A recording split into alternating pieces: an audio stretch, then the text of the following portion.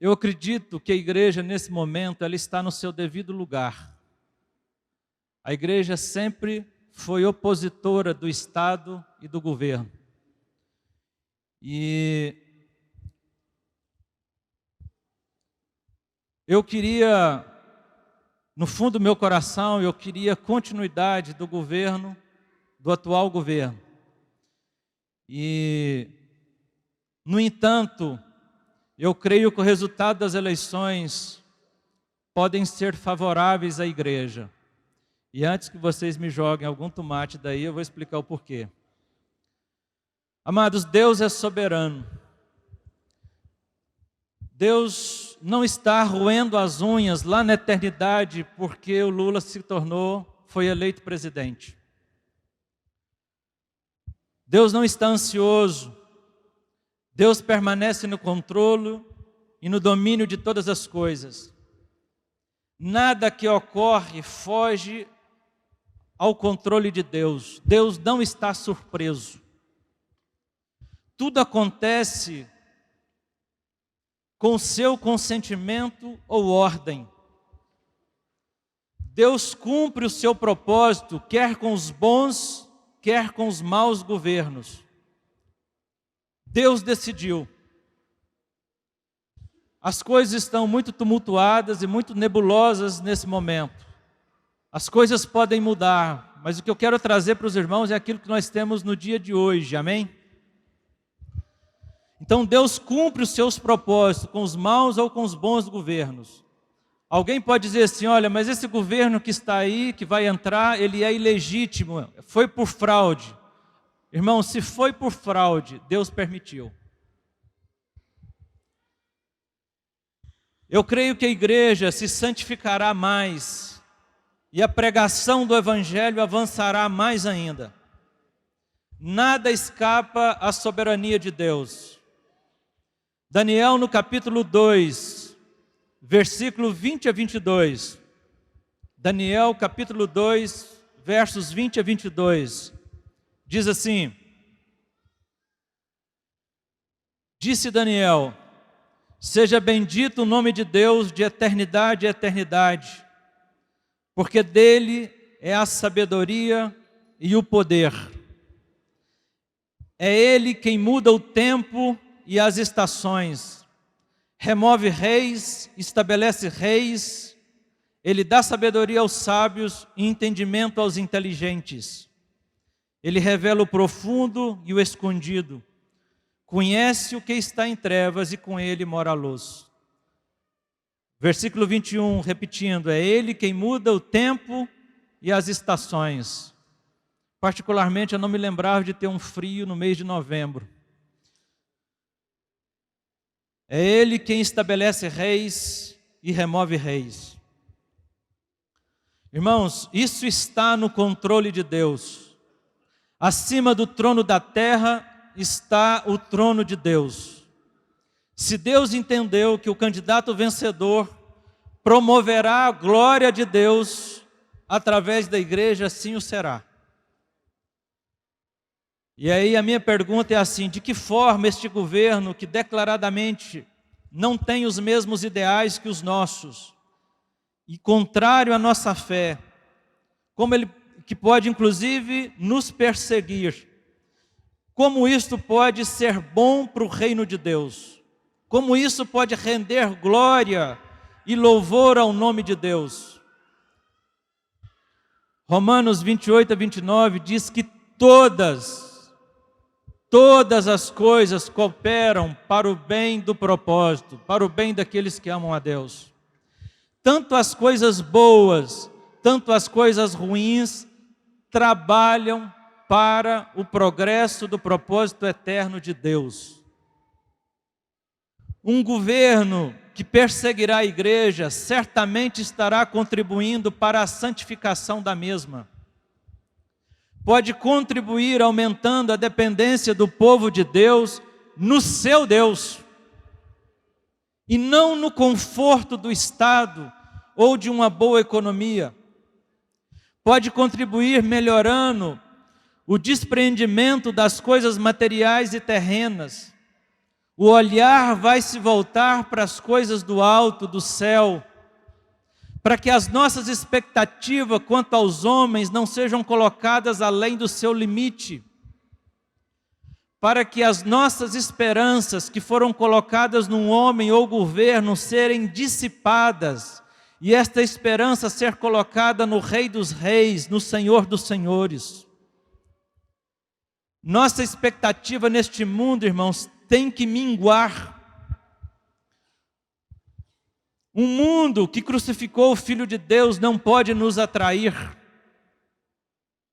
Nossa expectativa precisa estar no mundo vindouro. Os olhos precisam ser retirados da terra e serem colocados no céu.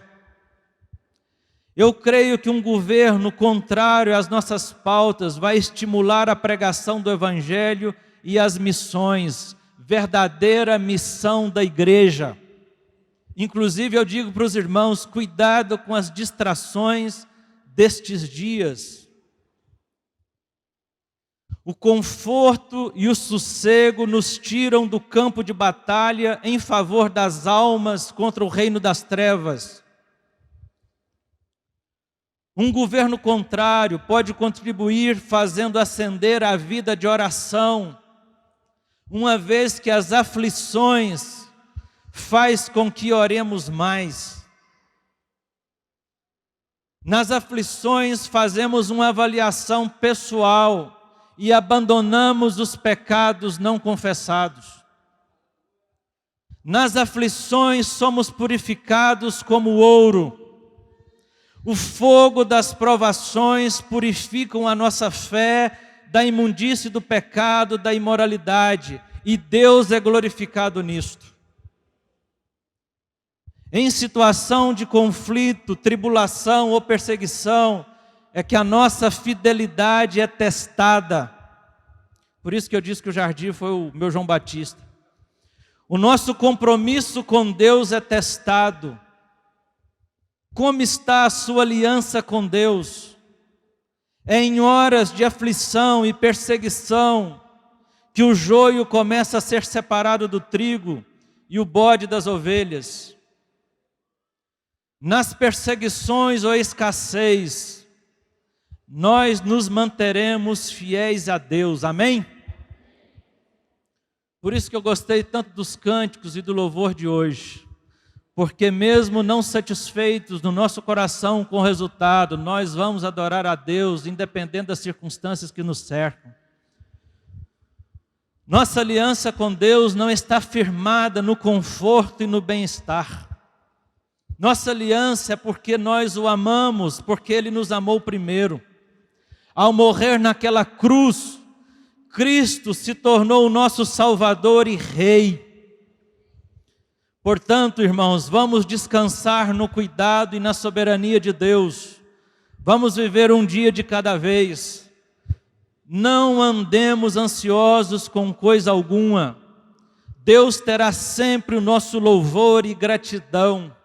Deus seja louvado, Deus guarde a nossa nação, Deus guarde a igreja, Deus nos guarde todos os dias e que os anjos dele sejam acampados ao nosso redor. E termina essa parte dizendo, fiquem tranquilos, daqui a pouco tudo isso vai passar, porque entraremos naquele lugar de glória.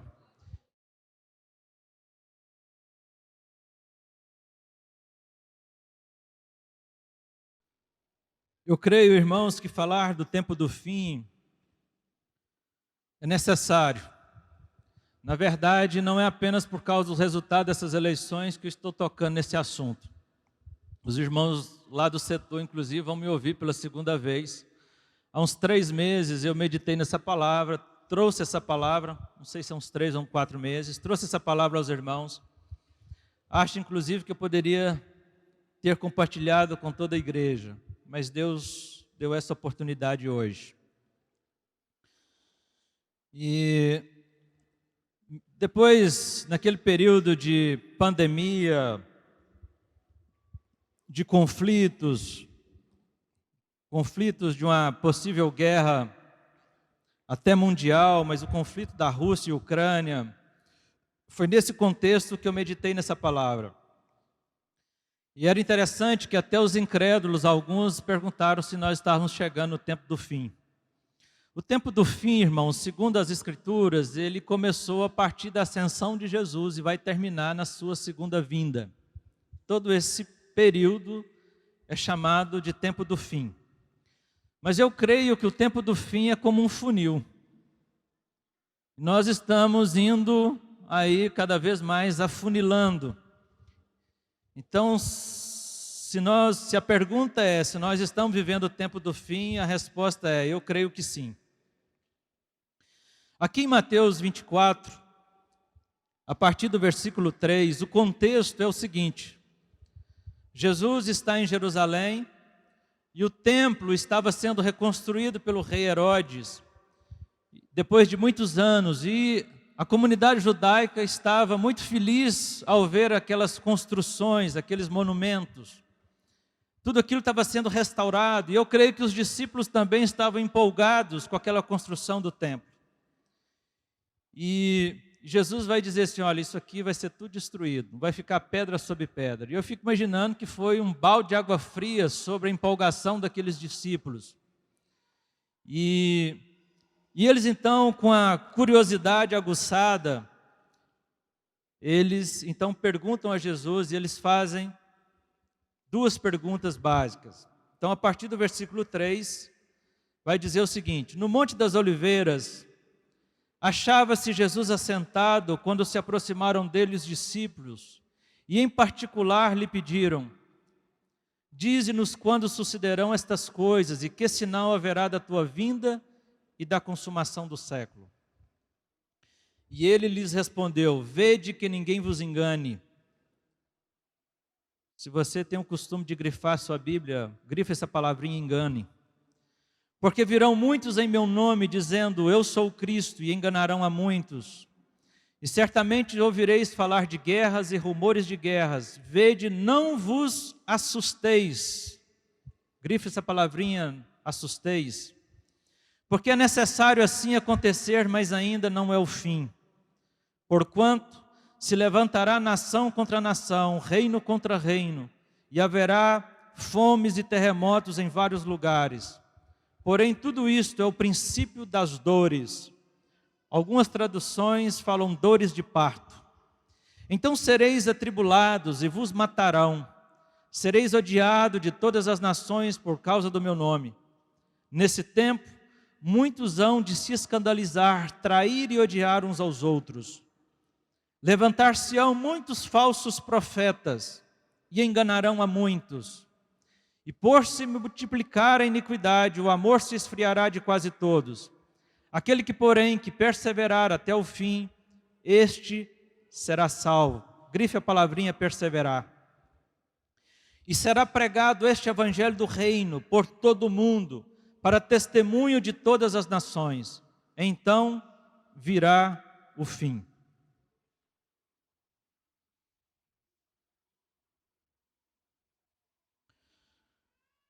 Eu acredito, irmãos, que se nós quisermos saber sobre o tempo do fim, nós precisamos de olhar para as Escrituras. Deus tem o controle da história. O controle da igreja está nas mãos do Cristo de Nazaré. Jesus sabe tudo, Ele é presciente. Ele vê antes que aconteça. Deus controla tudo que existe. É melhor nos abastecermos da palavra de Deus do que nos entregarmos à futurologia dos homens ou ao sensacionalismo midiático. É melhor compreendermos o momento em que nós estamos vivendo por meio da Escritura. Guerras e catástrofes sempre aconteceram, mas nos nossos dias estão mais intensos. A outra coisa que chama a atenção nos nossos dias é que o mundo está bem preparado e caminhando para o desfecho das coisas preditas, como por exemplo um governo mundial. Eu diria que nós estamos no início do fim. Mas o fim para nós é o começo daqueles que perseverarem em Cristo Jesus. O fim é o início daquilo que Deus nos prometeu, de tudo aquilo que nós sonhamos. Nós iremos desfrutar da herança eterna e entrar no paraíso de Deus. É sobre essa ótica, irmão, sobre essa perspectiva, que nós vamos olhar para alguns sinais e processos que está nesse momento se movimentando. Olhar nessa perspectiva de que o fim das coisas é o início de uma nova vida para nós. Será o dia do nosso encontro com o Senhor nos ares, aonde num abrir e fechar de olhos, receberemos um corpo de glória. Você pode dar um aleluia em nome de Jesus?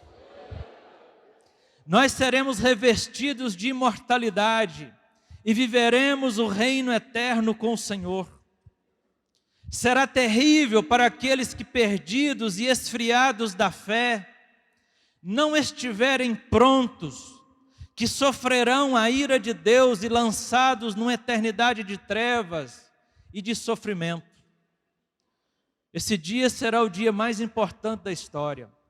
Agora, antes desse dia, há sinais e processos que Jesus falou, respondendo aos discípulos, e a pergunta foi: quando sucederão estas coisas? Estas coisas aqui se refere à destruição do templo, que aconteceu no ano 70 depois de Cristo, aonde Tito, com 60.000 homens, invadiram Jerusalém, saquearam Jerusalém e destruíram aquele templo. Então essa pergunta aqui já foi respondida e ela já aconteceu. Agora a segunda pergunta é: que sinais haverá da tua vinda e da consumação do século? Então o assunto aqui agora é este. Você vai encontrar em Lucas 21 e Marcos 13 essas mesmas passagens. Então eu creio, irmãos, que nós precisamos nos conscientizar, não apenas para que estejamos prontos para aquele dia, mas é necessário estar preparados para os desafios que antecederão aquele dia que certamente virá. E a pergunta é: nos dias de paz, você se preparou? Você se habilitou com a palavra de Deus? Porque nós passamos por tribulação, uma pandemia, uma peste sobre essa terra, momentos tensos. Agora sofremos um outro golpe, um resultado que nós não queríamos nas eleições. Você já bambeou a perna? Ou você está assim encorajado? Se você bambeou a perna, você vai sair daqui de hoje encorajado, em nome de Jesus. A palavra de Deus, o poder do Espírito Santo vai consolar e encorajar o teu coração. Então, mais do que nos conscientizar, nós precisamos de estar preparados para os desafios que antecederão a volta de Jesus. Então, a primeira verdade que eu queria destacar é uma má notícia. E a má notícia é que nós não teremos tempos tranquilos para viver nessa terra. Nessa hora ninguém diz amém, por favor. Não haverá tempos longos de paz. E pode ser que a próxima tribulação ou pandemia, eu creio que nós já estamos vivendo parte de uma tribulação, no mínimo no campo emocional, da ansiedade ou das possibilidades que o novo governo pode ter. Os nossos tempos de paz serão cada vez menores. Nós não teremos um mundo tranquilo para viver nos próximos tempos. Pode ser que a próxima pandemia seja mais letal e chegue mais rápida. Pode ser, inclusive, que esse novo governo nos persiga. Guerras e rumores de guerra. Mas sabe o que Jesus disse nesse texto? Ele diz assim: não vos assusteis. Não vos assusteis. Irmãos, mesmo quando Jesus anuncia algo ruim, ele diz, gente, não fiquem alarmados, não fiquem atemorizados, não fiquem com medo, não se assustem. Você vai ficar atemorizado com aquilo que você está vendo na mídia, ou você vai ficar com a palavra de Jesus? Ficaremos com a palavra de Jesus dizendo, não vos assusteis, não fiquem com medo. É necessário que as coisas como peste, fome, tragédias, guerras, pandemia, nação se levantará contra outra nação, reino contra reino, tudo isso é o princípio das dores. Que dores, irmãos? Dores de parto. Aqui Jesus faz uma analogia, porque as dores de parto é um processo difícil, mas bendito. Porque depois das dores vem o choro, e as dores são esquecidas por causa do fruto, por causa do resultado. Jesus está usando esta linguagem dizendo, o mundo entrará em contração, em dores de parto, tempos de pressão, tempos de alívio. As irmãs que tiveram filhos de parto normal, possivelmente entenderão isso mais fácil. Dores de parto, tempos de pressão, tempos de alívio, tempos de tensões e dor, e logo depois tempos de alívio, não é assim?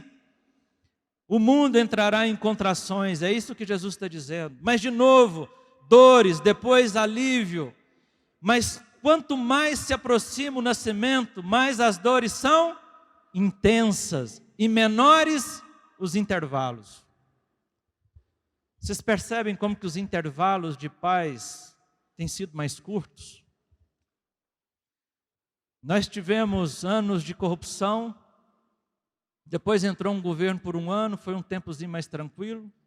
Depois tivemos a eleição do Bolsonaro, um momento de tensão, veio o governo Bolsonaro, logo depois um ano de governo veio uma pandemia. Está terminando a pandemia, vem uma guerra. Está terminando o governo Bolsonaro, tem uma eleição que não nos agrada. Tempos de tensões. Pouco tempo de alívio. Pouco tem sido os intervalos. Agora, então de novo, dores, alívio, mas quanto mais se aproxima o nascimento, mais as dores são intensas e menores os intervalos. Agora nós precisamos nos preparar para as dores. Elas estão no início. Mas nos preparando para as dores, precisamos colocar o nosso olhar no fruto, no resultado. Porque, irmãos, eu não conheço nenhuma irmã casada, saudável emocionalmente e fisicamente, que não queira ter filho, mesmo sabendo que terá dores de parto. Mas, por causa do filho, mesmo com medo, muitas vezes elas terão filhos, porque querem a alegria de segurar uma criança no colo. Mulheres saudáveis, fisicamente e emocionalmente, terão filhos, ainda que com medo das dores, mas o terão. As nações entrarão em dores, em rebeliões, os movimentos políticos e até a natureza vai colapsar. Romanos 8, só tome nota, Romanos 8, 22 e 23 diz assim, pois sabemos que até agora toda a criação geme como em dores de parto. E nós os que cremos também gememos, embora tenhamos o Espírito em nós, como antecipação da glória futura. Irmãos, ser habitação do Espírito Santo é uma antecipação da glória futura. Pois aguardamos ansiosos pelo dia em que desfrutaremos nossos direitos de adoção, incluindo a redenção do nosso corpo, aleluia. Compreendem? Paulo está falando que nós vamos receber o nosso corpo de glória, mas que nesse tempo de tribulação, irmãos, até a natureza vai colapsar. Vamos olhar para o resultado, amém? Porque o resultado é o Filho de Deus vindo. O Filho que a igreja espera é Jesus Cristo de Nazaré, amém? A outra verdade que eu quero destacar é que nos últimos dias o engano será uma grande ameaça, até mesmo para os da fé. Nos tempos de alívio, você pode até dar uma respirada, mas não descanse, não baixe a guarda. Tempos de alívio é para você se preparar, se habilitar na palavra, afiar o machado. Alívio não significa paradeiro. Mas nesse tempo, irmãos, nessa verdade é que o engano será uma grande ameaça. A operação do erro possivelmente será institucionalizada nessa nação. Jesus disse: cuidado, que ninguém vos engane. Inclusive, nesse mesmo texto, se você manteve a sua Bíblia aberta, em Mateus 24, os versículos 23 e 24, diz assim: então, se alguém vos disser, eis aqui o Cristo, ou ei-lo ali, não acrediteis. Porque surgirão falsos cristos e falsos profetas, operando grandes sinais e prodígios, para enganar, se possível, os próprios eleitos. Você sabe distinguir um falso profeta? Mesmo que ele esteja fazendo sinais, mesmo que por suas mãos haja prodígios. Por isso que a palavra de Deus, irmãos, precisa ser o nosso termômetro, o nosso crivo, aquilo que vai selecionar. Até os eleitos, os verdadeiros discípulos, estarão ameaçados de serem enganados. Irmãos, na nossa nação, o engano é aplaudido, coroado por uma sociedade sem Deus, e também por homens religiosos, que falam como se fosse da parte de Deus. Os falsos profetas estão aí. Talvez num outro momento, ou em particular, eu poderia enumerá-los. Aqui não vai ficar bem. É assustador homens que já foram usados e ungidos por Deus, e hoje blasfemam e pregam mentiras, falam mal do Senhor e do seu Evangelho, e estão enganando a muitos nesse tempo. O engano é tal nessa sociedade que, se você enviar o seu filho pequeno para a escola, você terá que ensinar para ele em casa que homem é homem, mulher é mulher, que tem distinção entre macho e fêmea. Porque a escola vai dizer que ele pode optar. A erotização de criança e a ideologia de gênero está aí. Eu só estou citando isso, embora não seja o tema da minha mensagem, é para você perceber que o engano da nossa geração, que o engano dos sábios, dos intelectuais desse tempo, na sua maioria, dos meios acadêmicos, não na sua totalidade, mas na sua maioria, defendem ideias como essa. O seu sexo biológico não tem nada a ver com o que você é. Isso é uma amostra do que essa sociedade se alimenta. Por trás da operação do erro, irmãos, tem Satanás que milita contra as verdades de Deus. Satanás quer seduzir os homens para aquilo que não é a verdade da palavra de Deus.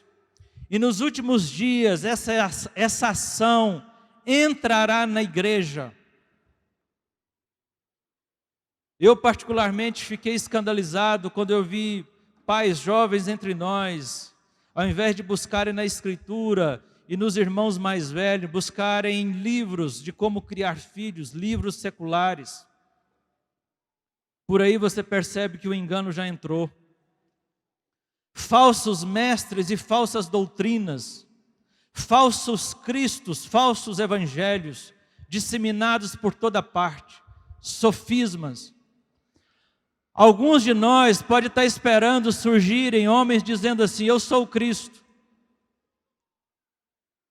Talvez, irmãos, isso seja a inocência da nossa parte, mas se nós pararmos para pensar, será que o Evangelho e o Cristo que está sendo pregado dentro das congregações nesse momento é o Cristo dos Evangelhos?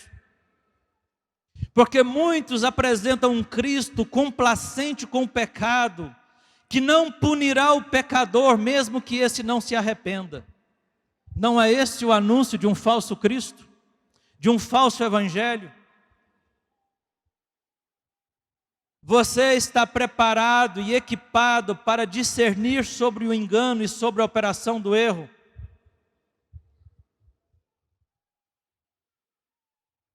Eu fico assustado, às vezes, com a falta de profundidade e da preguiça de alguns irmãos que reúnem conosco, de não se aprofundarem na palavra de Deus e na comunhão com Cristo. Irmãos, eu considero algo muito precioso as nossas apostilas 1 e 2 e todo o ensino que nós temos. Foi uma bênção, mudou a minha vida. Mas eu considero, ali foram os fundamentos, alguns pilares da nossa fé estão contidos ali. Mas eu queria te convidar e te estimular nessa manhã a ler as Escrituras, memorizar a palavra de Deus, se encher da palavra de Deus, porque o Espírito Santo acompanha esse enchimento, o Espírito é a palavra. Não podemos ser rasos na Escritura. Irmãos, no nosso dia a dia, na nossa fé, os discipuladores são extremamente úteis e importantes, mas você precisa se alimentar também da palavra de Deus, amém? Busque a palavra de Deus, busque a face de Cristo. A comunhão uns com os outros será muito necessária nesses dias. Mas irmãos, se formos rasos na palavra de Deus, se nos alimentarmos apenas de papinha espiritual, como resistiremos aos tempos e a esse período de engano e de falsos mestres e tempos de tribulação? Se não tivermos profundidade na palavra, e intimidade com o verdadeiro Cristo, queria dizer para os mais novos, se Jesus for apenas uma ideia no seu coração, você não tem a menor chance de perseverar. Irmãos, vamos criar raízes profundas no Evangelho e com Deus, e laços profundos uns com os outros. Se os laços entre nós forem fortes, isto nos ajudará no tempo do fim. O texto que nós lemos diz que um irmão entregará o outro irmão, mas se os vínculos de amor forem fortes entre nós, se tivermos firmados na palavra de Deus, com bom discernimento espiritual, se tivermos firmes na palavra, nós não vamos trair. Ainda que nós morramos, mas não vamos trair, não vamos entregar. Estude a Bíblia, imprima suas palavras no coração, que nem mesmo sob ameaça você negará a fé. Caso contrário, você, nós poderemos ser arrastados por esse espírito de engano. 1 Timóteo, capítulo 4, versos 1 e 2.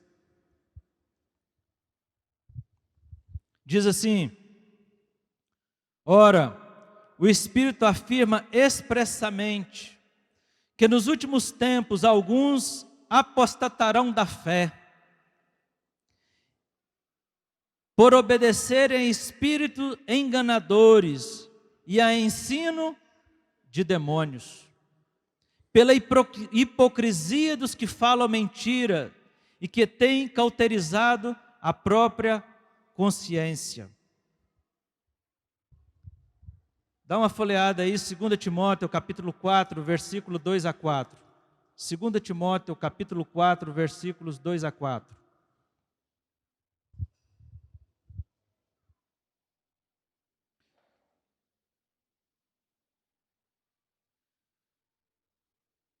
Prega a palavra, insta, quer seja oportuno, quer não, corrige, repreende, exorta com toda longanimidade e doutrina. Pois haverá tempo em que não suportarão a sã doutrina.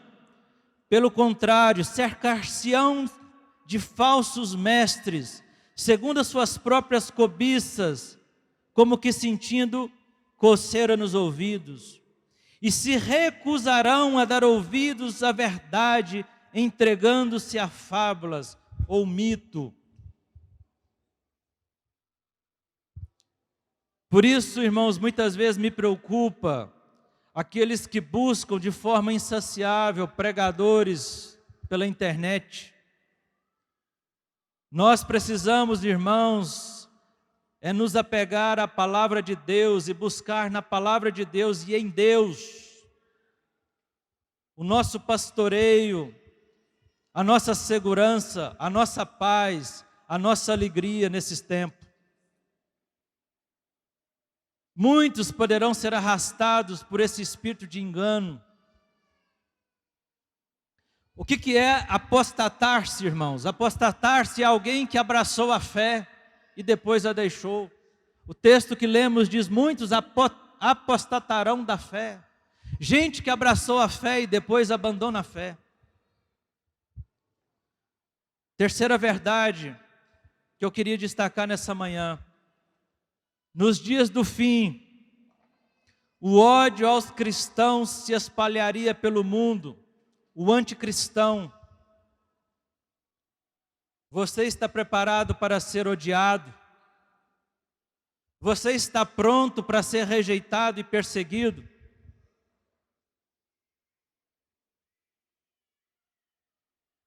O versículo 9, lá do texto base de Mateus 24, diz assim: então sereis atribulado e vos matarão, sereis odiado de todas as nações por causa do seu nome.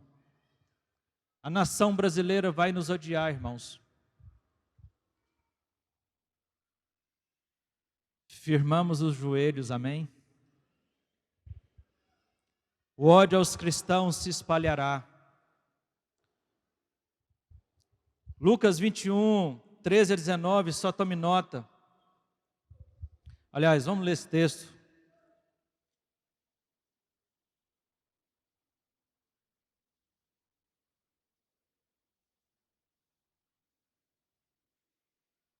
Lucas 21, versículos de 13 a 19.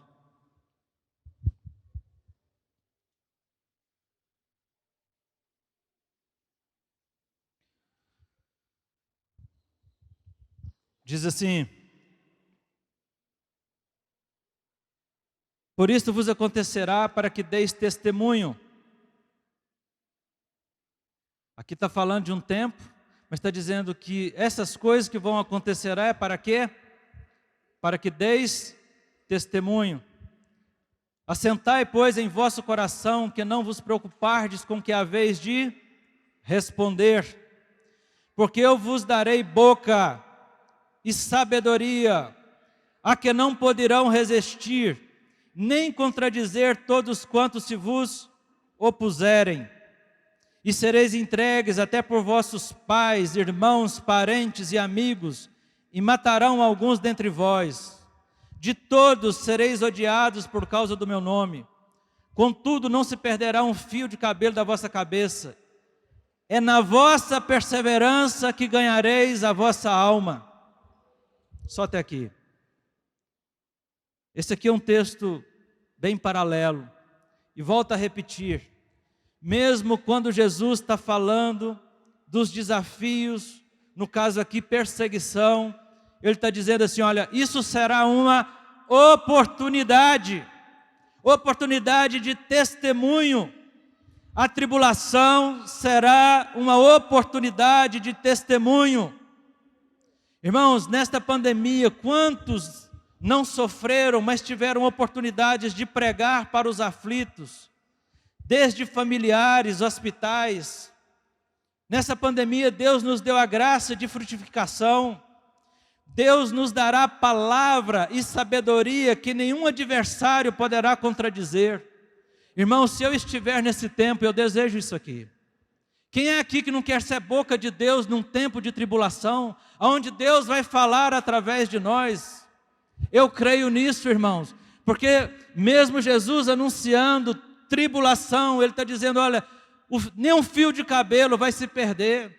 Eu vou falar na boca de vocês de tal forma que nenhum adversário terá condições de resistir. Eu creio nessa palavra, irmãos. Nós vivemos ainda momentos de liberdade de culto.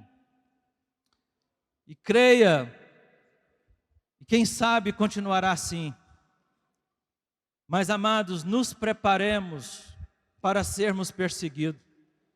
Mas confie nas promessas de Jesus, onde Ele diz, não fiqueis atemorizados, não fiquem com medo, não fiquem alarmados. No mundo pós-cristão, o ódio aos cristãos estão crescendo a cada dia. Já é de um tempo que o Cristo pregado não é o Cristo dos evangelhos. Tem sido vilipendiado nos carnavais, gente invadindo igreja, ameaçando líderes religiosos, ofendendo os altares. E essa gente tem formado militantes e discípulos. Nós temos que nos preparar. Se rejeitaram a Jesus, irão nos rejeitar também. Nós precisamos, irmãos, estar seguros do amor de Deus e seguro no amor entre nós, e que o ódio do mundo não nos ofenda ou desanime. Ao ver estas coisas acontecerem, devemos nos alegrar se formos perseguidos. Então nos sentiremos honrados, como os primeiros apóstolos se sentiram, seguidores de Cristo. Se for perseguido, então estou sendo uma honra para aquela cruz do Calvário. Você precisa estar seguro do amor de Deus, não no amor que pode te livrar das circunstâncias difíceis, mas no amor que Ele demonstrou naquela cruz do Calvário, de quando morreu em seu lugar, te dando vida eterna. É nesta segurança que nos apoiamos, amém? O ódio aos cristãos vão crescer cada vez mais. E a outra verdade que eu quero destacar por causa disto, isto distinguirá aqueles que servem a Deus daqueles que não servem. Alguém me disse esses dias que é a peneira de Deus. Apostasia ou perseverança? Apostatar ou perseverar? Não será possível ser meio crente. Não vai ser possível ser um discípulo descomprometido. O preço para ser um discípulo será alto. Alguns irão se escandalizar, a maldade vai se espalhar e multiplicar-se.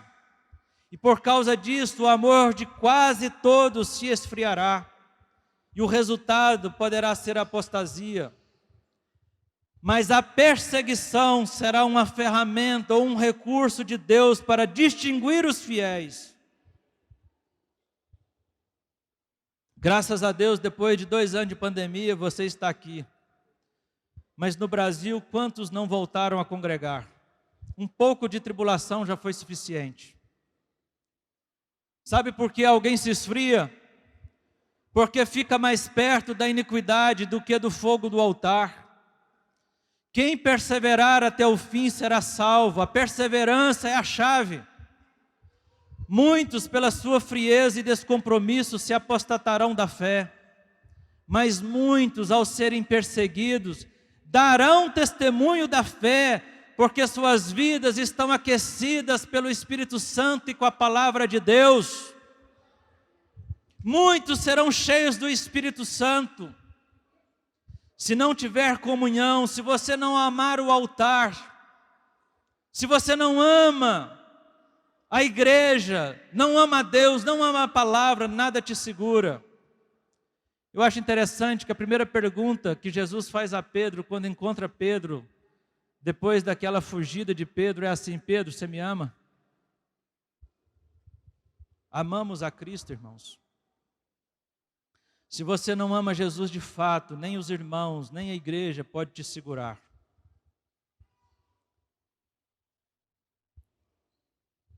Irmãos, vem aí um esfriamento. Como você vai reagir a isto? Há um tempo atrás eu falei com os irmãos na praça, eu disse assim, estava na época de frio, e eu falei assim, irmãos, quando entramos na época de frio, o que nós fazemos? Nós vamos lá, tiramos aquele guarda-roupa, aquele cobertor com cheiro de naftalina, não é assim? Pegamos aquela blusa que os homens insistem em dizer que está nova, mas tem 20 anos que ele tem a mesma blusa. As mulheres vão lá, pegam as botas, os cachecóis, não é assim? Porque está mudando a estação, não é assim? Eu penso que nós precisamos fazer a mesma coisa quando a palavra de Deus anuncia que virá um esfriamento espiritual. Como nos antecipar a esta estação? Irmãos, nós podemos nos antecipar a esse frio que vai vir espiritual, a essa frieza, nos apegando à palavra de Deus e ao Deus da palavra, nos apegando à comunhão, nos apegando à pregação do Evangelho. A verdadeira missão da igreja precisa continuar mesmo no tempo da tribulação. Se prepare para você não ser esse frio espiritual. Jesus está dizendo, vai vir um esfriamento espiritual. Como você se prepara para enfrentar isto? Se apegue ao altar, na comunhão com Deus, para você se manter aquecido. Pode ser que nessa de ser perseguido, você não tenha comunhão com os irmãos, fique longe da sua Bíblia. Talvez até no privilégio de um cárcere. Mas o amor te sustentará, o teu relacionamento com Deus te sustentará, a palavra impressa no seu coração te sustentará, o Espírito Santo falará por meio de você. A nossa comunhão é com o Pai. São estes que perseverarem, que estarão de pé para receber Jesus e subir com Ele. A apostasia ou perseverança distinguirão os verdadeiros cristãos daqueles que se perderão. 2 Tessalonicenses capítulo 2. 2 Tessalonicenses capítulo 2, versículo de 1 a 4. Paulo vai dizer assim, irmãos, no que diz respeito à vinda do nosso Senhor Jesus Cristo e à nossa reunião com Ele, nós vos exortamos que não vos demovais da vossa mente com facilidade, nem vos perturbeis, quer por espírito, quer por palavra, quer por epístola, como se procedesse de nós, supondo tenha chegado o dia do Senhor. Ninguém de nenhum modo vos engane, porque isto não acontecerá sem que primeiro venha a apostasia e seja revelado o homem da iniquidade, o filho da perdição, o qual se opõe e se levanta contra tudo que se chama Deus ou é objeto de culto, a ponto de assentar-se no santuário de Deus, ostentando-se como se fosse o próprio Deus. Não se deixe abalar. Antes daquele dia virá a apostasia, virá esse anticristo. É uma figura talvez política, com poder para governar as nações. Você tem ouvido sobre globalismo? Nações que se ajuntam para resolverem de forma única os seus problemas, com um único governante. Irmãos, o mundo caminha a passos largos para isto. São as peças do tabuleiro se movendo, para que finalmente um ungido de Satanás apareça e se apresente e diga, eu tenho uma solução. Nós podemos ter paz nessa terra. E se esse indivíduo ainda se aparecer demonstrando algum sinal sobrenatural, muitos irão segui-lo, irão abraçar essa causa da paz. A ênfase aqui, irmãos, não quero falar desse anticristo, desse homem da iniquidade, que já atua. Mas Paulo está dizendo, não se engane, Jesus não vem antes sem que haja apostasia. Quantos estão firmes na fé e na palavra de Deus? Estão firmes em Jesus e que não se apostatarão com as pressões e nem se deixarão esfriar. A palavra para nós é perseverança. O que perseverar até o fim será salvo. Não basta ser um bom discípulo durante 20, 30 anos, se no fim você ceder às pressões ou à frieza. Aquele que perseverar até o fim, esse será salvo. Cada vez mais esse mundo vai estar polarizado. Mas, queridos, mais do que conscientizar vocês do que nos aguarda, eu quero animar o seu coração. Talvez se parássemos aqui só nas dores de parto, a gente poderia ir embora para casa meio que preocupado, pensando assim, a chapa vai esquentar. Eu creio que a igreja, irmãos, vai viver um tempo de pregação do Evangelho ainda. Eu digo baseado isto no último versículo que lemos do texto base lá de Mateus 24. Eu queria então que você olhasse para esse texto, para esse versículo 14. Jesus está dizendo que vai ter dores de parto, que o mundo vai entrar em contrações, que terá guerra, rumores de guerra, que nós seremos odiados, perseguidos, que muitos se apostarão, que serão tempos difíceis. Mas Jesus não termina neste ângulo. O versículo 14 ele diz: este evangelho será pregado para testemunho de todas as nações, então virá o fim. Este evangelho do reino será pregado em todo o mundo como testemunho a todas as nações, então virá o fim. Sabe o que significa isso? Que embora este mundo esteja convulsionando à nossa volta, nos espremendo, a missão da verdadeira igreja estará avançando como nunca. Que os discípulos cheios do Espírito Santo, aqueles que estão no altar, serão tochas incendiadas pregando a palavra de Deus e fazendo sinais e prodígios. Porque o Evangelho é poder de Deus para transformar as pessoas em todas as épocas e períodos. Irmãos, isso aqui não é só uma palavra de ânimo que tirei do meu coração. O plano de Deus não é abandonar a igreja no meio desta pressão, desta bagunça para ver quantos sobrevivem. O plano de Deus é dar poder aos verdadeiros discípulos, àqueles que perseverarem na fase mais decisiva da história, quando nós também, irmãos, iremos pregar o Evangelho para testemunho do nosso Senhor, e teremos a maior colheita que esse mundo já viu, porque em qualquer lugar dessa terra, aquele que invocar o nome do Senhor será salvo. Embora Jesus tenha falado de muitos sinais que demonstrem que o grande dia está chegando, ele está dizendo que o sinal mais importante não será dado pela natureza em fúria, nem pelo anticristo, nem pelas nações em guerra. O sinal mais importante, mais evidente, será dado pela verdadeira igreja. Este evangelho será pregado a todas as nações para testemunho do Senhor. Então virá o fim. É nisto que eu creio, irmãos. Eu creio nisso que Jesus está dizendo. O plano de Deus não é abandonar a igreja no meio da tribulação, mas é dar poder à igreja para pregar o Evangelho. Nós seremos tochas incendiadas por parte do Senhor.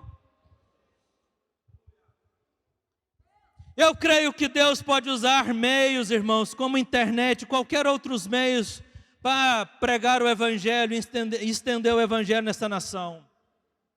Mas Deus não unge método, Deus unge pessoas. Deus quer ungir você nesse dia e nesse tempo.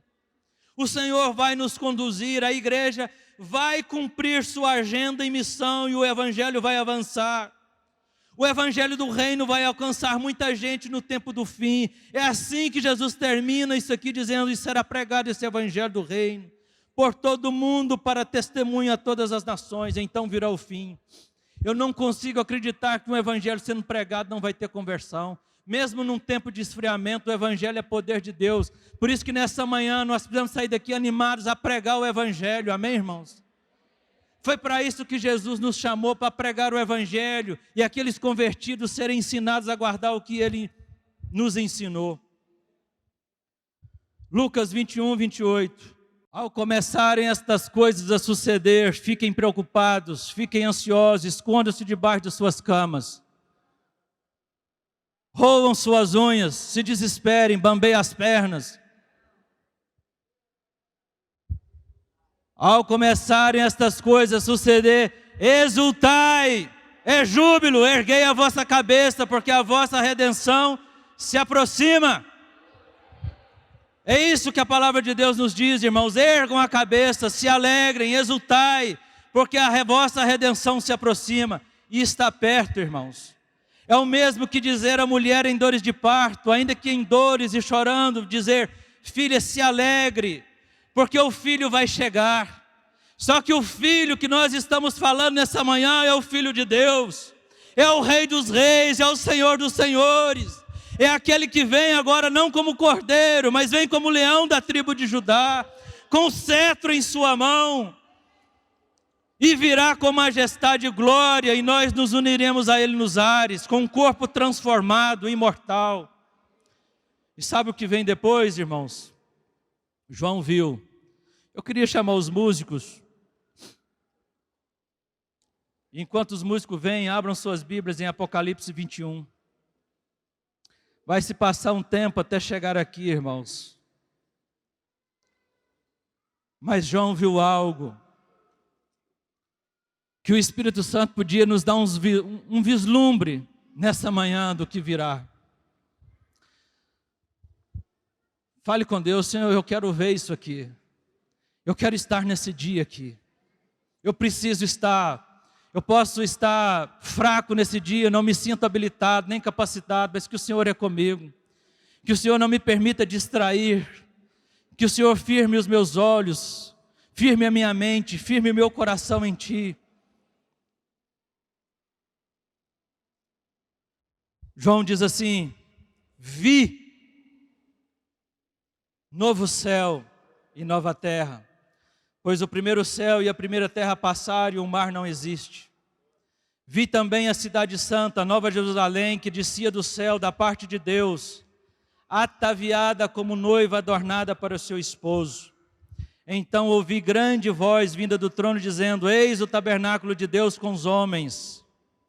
Deus habitará com eles. Eles serão povos de Deus e Deus mesmo estará com eles.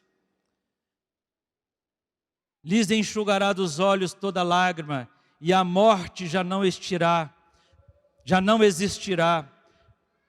Não haverá luto, nem pranto, nem dor, porque as primeiras coisas se passaram. E aquele que está sentado no trono disse: eis que faço nova todas as coisas. E acrescentou: escreve, porque estas palavras são fiéis e verdadeiras. Disse-me ainda: tudo está feito. Eu sou o alfa e o ômega, o princípio e o fim. Eu, a quem tem sede, darei de graça da fonte da água da vida.